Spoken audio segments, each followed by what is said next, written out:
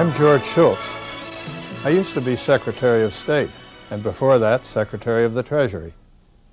I've also known Milton Friedman for about 4 decades, and I've benefited greatly from my exposure to him and to his ideas. He's a great economist, a great scholar, and a great idea man. He also has an abundance of common sense and good judgment. The program you're about to see has to do with international trade. The lessons here are the same as for our domestic markets. Open markets and free markets lead to low prices, good quality products, and high wages. As a government official, I used to work hard to keep our markets open, and I had many battles with people who wanted to close them. I didn't always win. The reason is that people fight hard to protect themselves when they find competition from abroad is too tough. Protectionism is a big problem for all of us. We need to say to those who are having trouble competing that you've got to get in there and compete. And if they can't compete, we've got to help them adjust and find new jobs. But in the meantime, from the standpoint of our whole society, we're all so much better off if we keep ourselves open to the competition from international trade, particularly so these days in markets that are becoming increasingly global. Government is essential to our well-being. We need it to protect our security, and we need government to provide stable and orderly and lawful conditions in which our society can operate. But practically all governments go too far and intrude themselves much too much in economic and business affairs. It seems an almost irresistible temptation.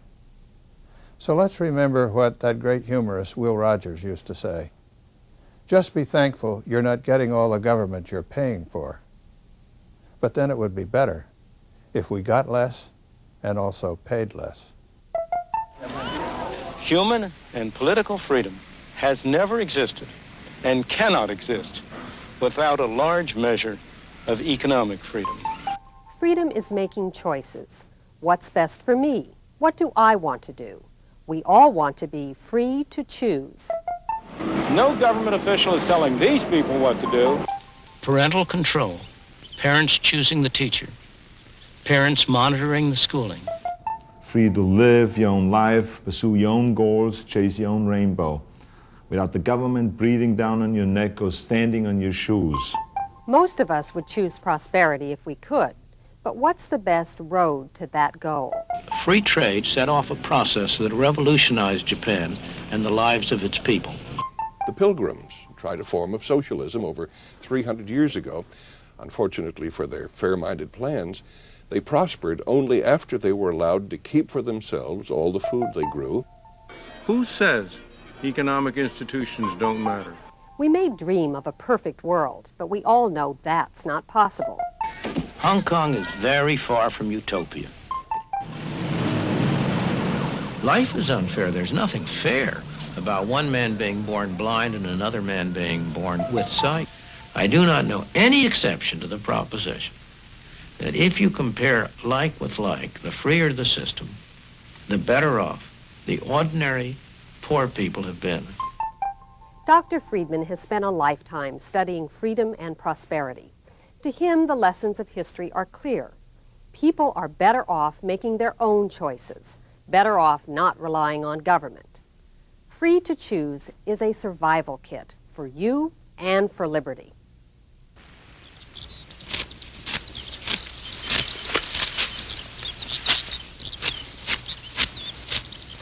It's harvest time, and Japanese farmers gather their crops for the rice market in Kyoto. Of course, they'll try to get as much for it as possible, and the buyers will try to buy it as cheaply as possible. That's how markets are supposed to work. That's what Adam Smith, the Scotsman who turned economics into a modern science, observed 200 years ago. He observed something else, too. In every country, It is always and must be in the interest of the great body of people to buy whatever they want of those who sell it cheapest. The proposition is so very manifest that it seems ridiculous to take any pains to prove it. Nor could it ever have been called in question had not the interested sophistry of merchants and manufacturers confounded the common sense of mankind. Their interest is, in this respect, directly opposite to that of the great body of people. Adam Smith's flash of genius was to see how prices that emerged in the market, the prices of goods, the wages of labor, the cost of transport, could coordinate the activities of millions of independent people, strangers to one another, without anybody telling them what to do.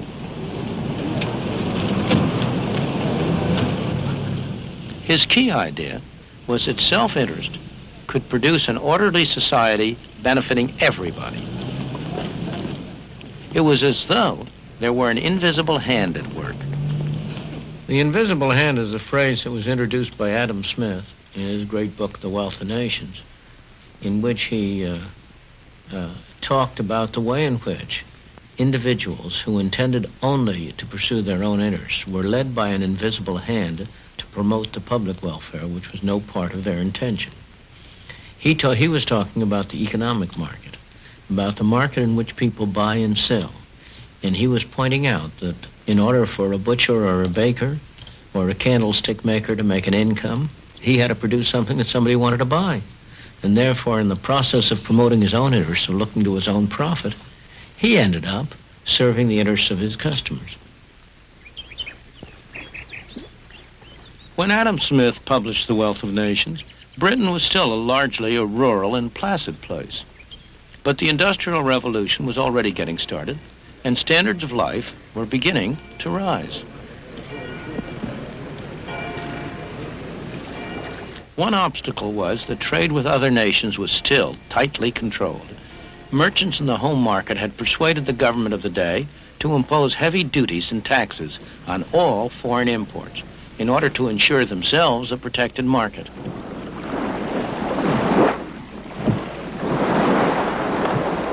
One of the results was to turn Britain into a nation of lawbreakers. Smuggling was a national pastime. Brandy, wines, tobacco, anything with a heavy customs duty on it. For years, the revenue men fought a losing battle along the shores and inlets of the British Isles. In 1846, after years of argument and partial success, the followers of Adam Smith finally persuaded the British Parliament to remove all duties on goods imported from abroad. Britain embarked on complete free trade, giving a further push to the rising standard of life. What happened in Britain as a consequence of releasing the tremendous force of self-interest had the unintended effect of benefiting millions of people all over the world. And by 1851, the evidence was proudly on show at the great Crystal Palace exhibition.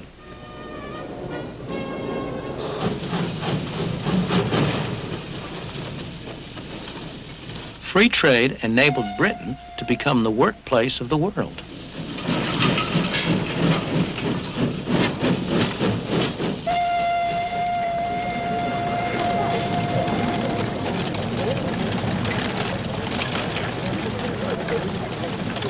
But was it all an accident? I don't think it was. Consider what happened in 1868 on the other side of the world, in Japan. For the preceding 300 years, the Japanese had lived in almost complete isolation. They had discouraged visitors from other nations, especially from the West. The result was that by the standards of the West, Japan was backward. It was a feudal society with lords and serfs, and woe betide anyone who tried to change the order of things.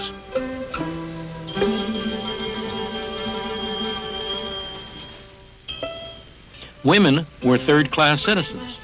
In 1868, a new generation of rulers decided that the time had come for Japan to make contact with the outside world. And with the arrival of the first foreign traders from the West, things began to change. The Japanese followed the British trading pattern because Britain was a leading nation of the world. So free trade came to Japan. Japan became a magnet for other people's ideas and developments. One of the first traditional industries to feel the effect was weaving. From Europe, the Japanese imported the jacquard method, a way of programming a loom to control the accuracy of the weave and so to standardize output. Workers did well in the new atmosphere, and so did their employers.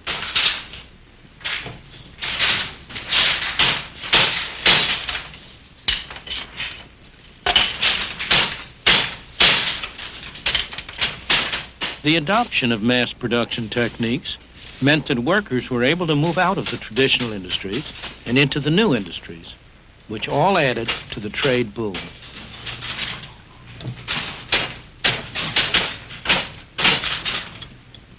None of us can help being affected by the intellectual atmosphere that we breathe.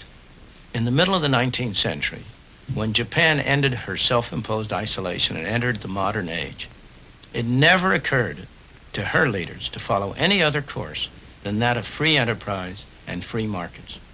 That was the intellectual atmosphere of the time, created by Britain's success in applying the principles of Adam Smith.